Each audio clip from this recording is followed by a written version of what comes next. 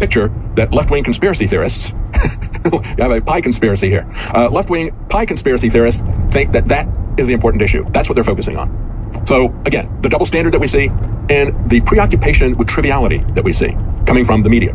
Now, we don't have enough time to get into it in this segment, but when we come back, we're going to talk about what they don't report on. And that is things like the bureaucratic coup attempt that happened in Washington over the weekend.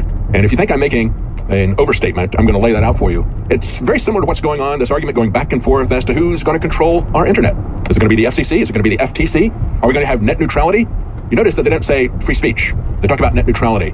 We're going to show you why that isn't happening. And we're going to tell you what the real solution is going to be with that. Also, we're going to take a look at what happened with Bitcoin over the weekend and what happened with sales. It's actually been a good time. We've had a lot of optimism for the last year and a couple of months since President Trump has been elected. People are still looking for a tax break, and that is reflected in Give Your Body Boy at alcohol products.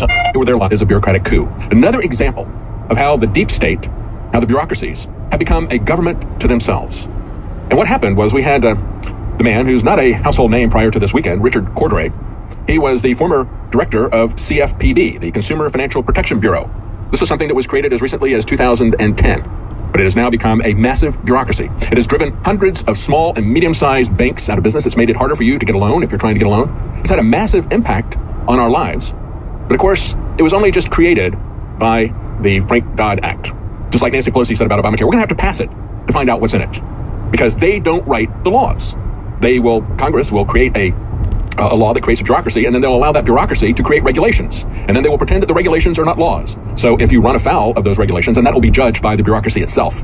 If you run afoul of the regulations created by the bureaucracy, then you will have no presumption of innocence.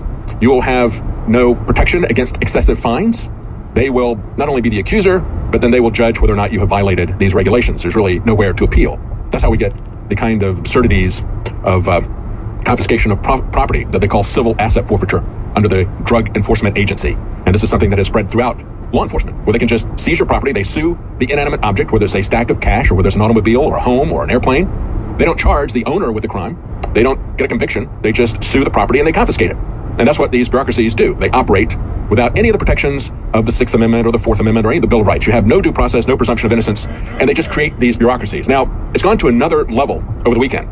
We had the president criticizing the former CFPB director in a pair of tweets on Saturday night. Trump promised to bring this agency back to life. Well, I think it really needs to be killed, quite frankly. It's one of these things like the Department of Education that Ronald Reagan campaigned on, that he would shut it down. It was less than 4 years old. It had been created by Jimmy Carter. And instead, what they did was they nurtured it and they fed it. They got it out of the cradle. They got it actually into strong adulthood by the time Ronald Reagan was finished. It had grown many, many times the size that it had been. And now we're seeing the same thing happen with this Consumer Financial Protection Bureau. President Trump said this CFPB has been a total disaster as run by the previous administration's pick. Financial institutions have been devastated and unable to properly serve the public. We will bring it back to life. Well, I would say that what they have done in terms of financial institutions that have been devastated, this was by design. Barney Frank and Chris Dodd were working for the big banks. And what they did was they gave them this regulation, they gave them this agency. They came up with rules that were so restrictive, had so many regulations that small banks could not operate profitably. They couldn't process the amount of paperwork. And you'll find that after they've gotten rid of most of the small banks, that they'll come back to Congress and they'll say, you know, the regulations that we have here are just too oppressive. We need to reduce some of this paperwork. And they will, for the few survivors, the big banks that they were trying to protect from competition. That has been the purpose of this from the very beginning. That was its design. And just as we talk about net neutrality, and we'll talk about this in a moment, it is not really about net neutrality. It's not about free speech. We talk about consumer protection. They're not protecting the consumer. They're making it impossible, in most cases, very difficult at the very least, for you to get a consumer loan. And the amount of paperwork that has to be processed. Small banks have had to completely exit entire segments of making loans for entire parts of the economy. And it's cost many of them their very existence. That has been the purpose of this organization. But now let's take it to the next level here. After he resigns and after President Trump criticizes him, President Trump appoints someone else to that position. But the deputy director of the CFPB, Leandra English, said, wait a minute, I'm in charge here. I'm going to be the new director of this bureaucracy. And President Trump said, no, he resigned. I'm replacing him with an appointment until the Senate comes up with somebody else and approves someone else. She says, no. Her name is Leandra English. She's the deputy director of the Consumer Financial Protection Bureau. She has now sued President Trump and White House Budget Director Mick Mulvaney late on Sunday to secure control of the agency, claiming that she is a lawful interim successor. You see how we've turned this into a kind of medieval bureaucratic fiefdom? These people have no accountability to the voters.